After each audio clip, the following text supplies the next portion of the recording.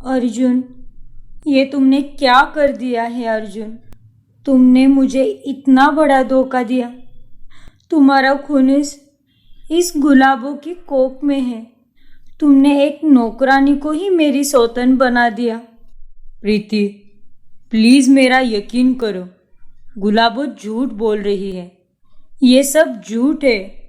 देवर जी, ऐसा भी तो हो सकता है ना कि सच में शराब के नशे में आपसे कोई कांड हो गया हो।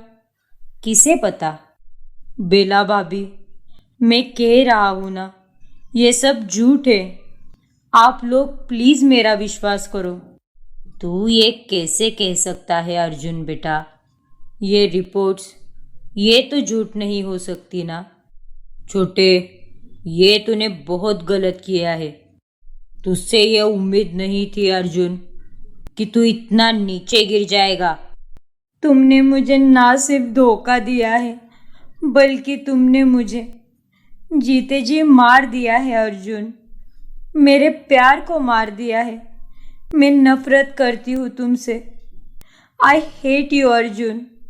प्रीति, प्रीति, प्लीज रुको प्रीति।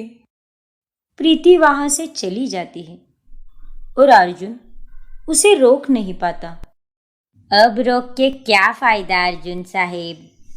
अब तो हम दोनों को साथ में रहना ही पड़ेगा, वरना मुझे ना चाहते हुए भी कानून का सहारा लेना होगा। अर्जुन अब फंस चुका था। उसे ना चाहते हुए भी गुलाबों के साथ एक कमरे में रहना पड़ता है। वही प्रीति अपने मायके चली जाती है। बेला और गुलाबो प्रीति के जाने की खुशी मनाते हैं। ये लो दीदी, ये बियर है, आज होऊन जाऊ दे। आए झाल जिंग जिंग जिंग जिंग जिंग जिंग जिंगाट जिंग जिंग जिंग जिंग जिंग जिंग जिंगाट। गुलाबो, सच में क्या चाल चली है हमने। उस प्रीति को घर से बाहर निकालने में मजा ही आ गया। सबको लग रहा है कि सच में तुम उस अर्जुन के बच्चे की मां बनने वाली हो, लेकिन किसी को भी ये नहीं पता कि ये सब एक बहुत बड़ा षड्यंत्र है। और वो डॉक्टर, वो रिपोर्ट्स, सब कुछ इस षड्यंत्र का ही हिस्सा है। अब मुझे मेरा अर्जुन मिल गया और आपको आपका हक और गुरूर। आता नाचा की।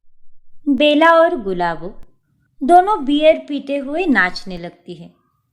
बेचारी प्रीति वहां मायके में बहुत दुखी होती है और उसे हर पल अर्जुन की याद सताते रहती है। तुमने क्यों किया ऐसे अर्जुन? इतना प्यार करते थे हम दोनों एक दूसरे से। एक ही पल में सब खत्म हो गया। प्रीति एक दिन बाजार जा रही होती है, तभी वो उसी डॉक्टर को टैक्सी चलाते हुए देखती है और वो हैरान रह जाती है। ये क्या? ये तो वही डॉक्टर है, लेकिन ये टैक्सी ड्राइवर, ये कैसे हो सकता है? फिर प्रीति उसके पास चली जाती है और उसे पूछती है, डॉक्टर, आप यहाँ इस टैक्सी ड्राइवर के कपड़े में, आप तो डॉक्टर हो ना? वो दरअसल में वो। सच सच बताओ, आखिर बात क्या है? वरना यहाँ तुम्हारे पीछे ही पुलिस स्टेशन है। तुम्हें खींचते हुए ले जाऊंगी मैं पुलिस स्टेशन में। नहीं नहीं, ऐसा मत करो। मैं आपको सब कुछ सच सच बताता हूँ। वो बेला जी और गुलाबो, उन दोनों ने मुझे पैसे दिए थे डॉक्टर बनने के, और वो रिपोर्ट्स, वो सब झूठ था। क्या? ये तुम क्या कह रहे हो? प्रीति के सामने बेला और गुलाबों का सच आ जाता है। प्रीति स्तब्ध हो जाती है। अगले दिन घर की डोर बेल बजती है और दरवाजे पर प्रीति होती है और उसने एक नौकरानी के कपड़े पहने होते हैं। प्रीति, तुम यहाँ? अब तुम्हारा यहाँ क्या रखा है? तुम और अर्जुन तो अलग हो गए हो ना? बेला बहू, प्रीति को मैंने ही बुलाया है। क्या? लेकिन क्यों पापा जी? अब घर की नौकरानी ही घर की बहू बन गई है, तो घर में नौकरानी की जरूरत तो होगी ही ना। जब मैं नौकरानी की तलाश कर रही थी तभी मुझे प्रीति मिली, और अब प्रीति इस घर की नौकरानी है। क्या? स्वागत नहीं करोगी आप मेरा बेला दीदी और मेरी प्यारी सौतन गुलाबो? प्रीति को घर में देखकर गुलाबो और बेला के चेहरे पर सुबह सुबह ही 12 बज जाते हैं। प्रीति अब घर की नौकरानी बन चुकी थी। अच्छा गावत, अब हम क्या करेंगे बेला दीदी? मुझे भी कुछ समझ में नहीं आ रहा है गुलाबो। जिसे हमने घर से बाहर निकाला था वही अब फिर से इस घर में आ चुकी है, और अब तो हम उसे निकाल भी नहीं सकते। जाने दो, तुम ये टेंशन न का घेऊ। अगर वो नौकरानी बन के ही आई है तो हम उससे नौकरानी के रूप में ही उसके साथ व्यवहार करेंगे। आज मैं उसे ढेर सारा काम दूंगी, तुम्ही बघाच। नहीं गुलाबो, प्रीति मेरी नौकरानी है। सरोज को देखकर गुलाबो और बेला डर जाते हैं। मतलब मालकिन, मेरे को कुछ समझ में नहीं आया। मेरा कहने का मतलब ये है कि अब प्रीति इस पूरे घर की नहीं, सिर्फ मेरी नौकरानी है। वो क्या है कि घर के सभी लोग जवान हैं, खुद का काम खुद कर सकते हैं, लेकिन मैं और प्रेमनाथ जी ठहरे बूढ़े।